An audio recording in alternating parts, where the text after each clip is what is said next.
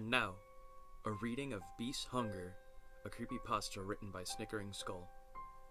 Beast Hunger! The advertisement was practically ripped from the 90s. He had a disheveled businessman in a dreary office's break room. In front of him was a microwave, and inside of that microwave was just the blandest gray dinner. He sighs some, shoulders slouching as the timer counts down. Only 3 seconds remaining. 3, 2, 1.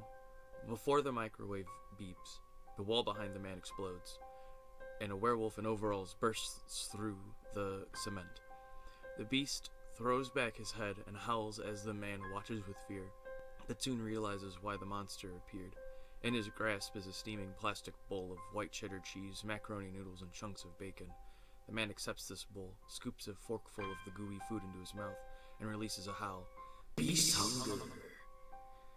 The advertisement has done its job, because Dave remembered it so vividly as he stood alone in the bright aisle. He had only stopped at the pharmacy to pick up rubbing alcohol, lighters, and maybe orange juice for the cold he felt creeping into his throat and head. Dave pondered one more item as he stood in the frozen food section. Dinner read Beast Hunger. The mac and cheese looked far too good on the box's picture, but he knew well enough to fall for that old trick. This was probably just a masculine version of one of those lean frozen dinners usually marketed on TV during soap operas. Dave could hear the attractive women softly laughing into their cold chicken and broccoli pasta. He flipped the box over and read the instructions. At a glance, they seemed easy enough to make. So easy, Dave already started picturing himself buying 5 of these from an actual grocery store weekly and bringing them to work for lunch. He bought 1 box of Beast Hunger with his lighters and rubbing alcohol and made his way home. The line was long, and he had grown hungry. It was his day off, and he had planned on just watching TV, getting loading up on carbs, and napping. Dave made a beeline for his kitchen. Dropping the plastic bag onto the counter, he pulled out the black box. This would have been the first thing he would have eaten all day. Opening the box, Dave pulled out the cold plastic bowl. It was a bit frosted, so he couldn't see the pre-recommended eating temperature. Placing down the plastic he picked up the empty cardboard to remind himself of the instructions.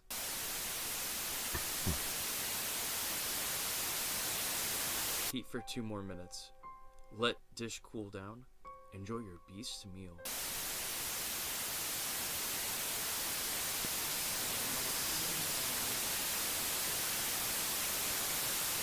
Loud to his empty apartment. Best served if thoroughly heated. We cannot be held accountable for any discrepancies if this isn't prepared per the directions. If product is not rotten, foods cannot be held accountable for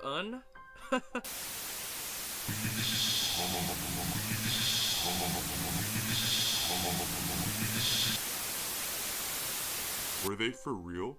The font was small at the base of the packaging, far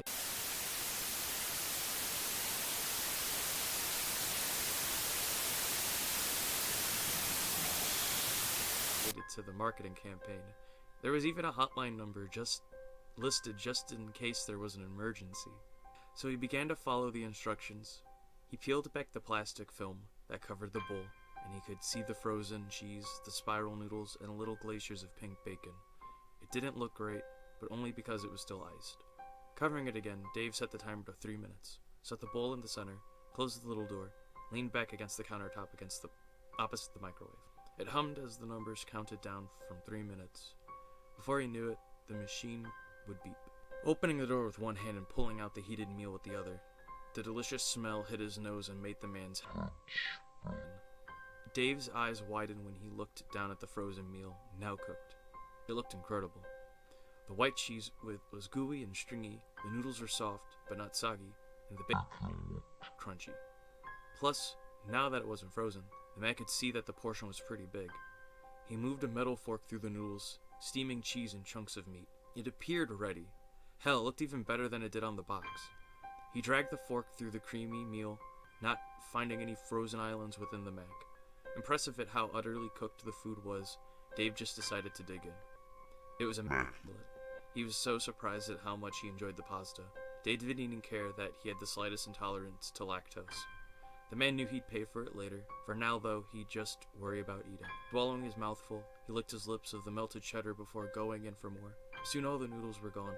Just little pools of cheese and a few small pebbles of pork fat. The fork wasn't enough. He'd pick up the plastic bowl to lick it clean. Oh, God damn. Dave swore under his breath as he leaned back once more.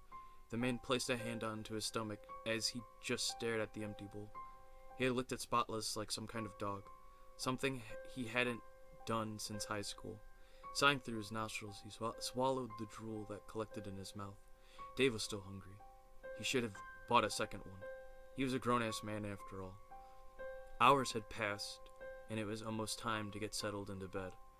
David snickered a few times after his meal during his shows, but he still felt hungry. So much so his stomach growled. He was starting to get worried. He didn't think you could get a parasite from a TV dinner, but it was his first thought. Absent-mindedly chewing his nail, Dave began to pace. It was early December and it was cold outside, but Dave was really sweating. Despite the heat being turned off, he still felt like he was going to melt.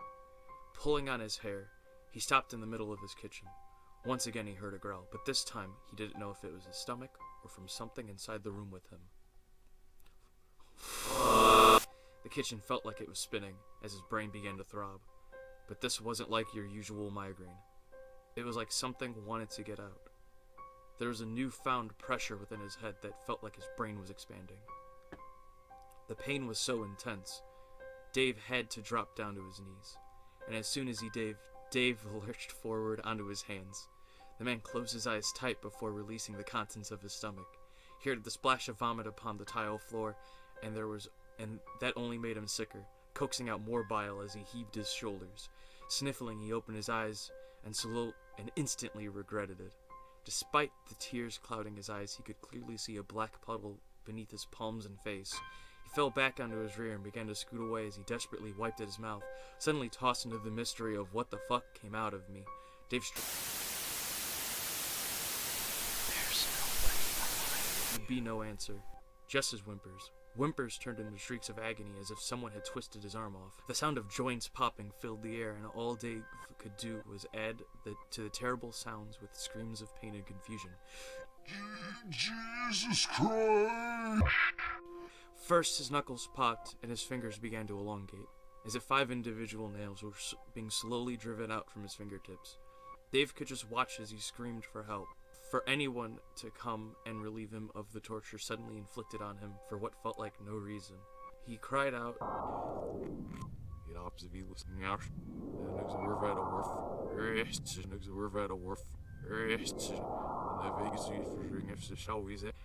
In that time, Dave also felt himself grow even hotter than before. It felt as if someone had lit him on fire. He shrieked as he clawed at his clothes.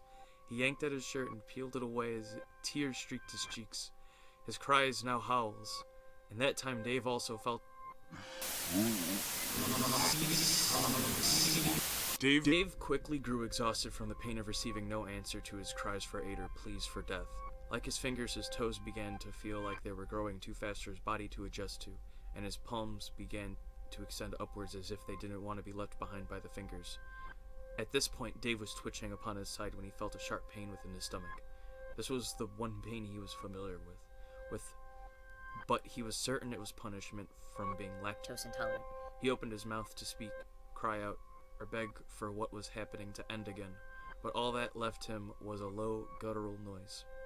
Before he even could question what sound left his lips, Dave felt forced to bare his teeth. He grinned without joy as his teeth began to grow into each other. Soon his mouth felt too small to accommodate the growing jaw, so it too would grow forward. Soon it felt as if a large cone was being pushed through the middle of his face. Slapping his hands onto the side of his head, Dave gave another nightmarish groan as his spindly, pointed fingers clutched his hair. All over his body he noticed the hairs that were already on his arms and chest had grew longer, and areas where hair didn't grow before now had bloody patches that seemed to just pop out from his flesh. Not hair, fur. His pitiful excuse for a breath would get caught in his throat as he watched as the fur continued to force his skin to tear. There was finally a knock at the door. Dave couldn't hear them over the pounding noise of a heartbeat in his ears, but from the rate they were knocking and the tone of their shouting, whomever was there was more angry than concerned. He'd cry out in plea, but he could tell what came out wasn't English, nor was it any language. No, he just howled out among his tears and whimpers, and panting. The furry heap panted upon the floor as he tried to drag himself closer to the door, upon hands that felt like they were tipped with knives. The door felt so far away as he pulled his body across the floor. Just now, inches away from the door, the banging would cease, and the pile formerly known as Dave would just catch a disgruntled voice from the other side of the door. "Son of a bitch, you ain't even supposed to have a dog in there!" They were gone by the time he touched the door. Dave wouldn't be able to open it. Instead, the bloody pile of fur just scratched upon the door, wanting out of the hell he was in. Now that his body stopped torturing him, he would focus on the pain in his stomach, the tremendous animalistic hunger. 4 hours later... A ringing phone cut through the silence of the quiet office. A woman with her hair tied neatly into a bun stared at the quiet, disturbing machine through her glasses as it rang. Popping her gum once more before taking it out of her mouth and dispensing it, she'd sigh. The phone would need to be answered. It was what she was getting paid to do, after all. So using the same hand she threw the gum out with, she hit a record button, and then the answer button adjacent. "Yeah, this is Naughton Foods. Susan speaking." She couldn't even fake interest in the person on the other, as the other person on the other line shrieked in panic. It was a woman, but it was difficult to hear her over the chaos of whatever was happening in the background. "Hi!" Fuck. She muttered and hissed as the sounds of begging could be heard. I'm sorry. But we recently bought one of your products and did you follow the instructions, ma'am?" The woman in the cubicle interrupted, tone still giving away she was already mentally clocked out. The caller didn't answer instantly. Just the sound of something pounding from far away, followed by nervous wailing. "If you got burned from eating beast hunger, or unsatisfied by your meal, you either didn't cook it thoroughly, or you didn't let it sit. Regardless, Naughton Foods cannot be held accountable for this mistake." What? The woman on the other hand sobbed out, her tone hurt and confused. My husband "Becomes a monster and all you can tell me is, 'Sorry ma'am, Naughton Foods are not accountable for any discrepancies.'" What? The phone gently hung up with a push of a button. Just the end of another mundane complaint call. Susan leaned some on her desk, eye still on the phone. Another sigh left her, this time through her nose, as she picked up the phone and just dialed 9. It rang for only a second before a man picked up. What is it, Susan? I'm Mr. Dunn. We got another one. I'm crying wolf. This was a dramatic reading of a creepypasta I found on Reddit.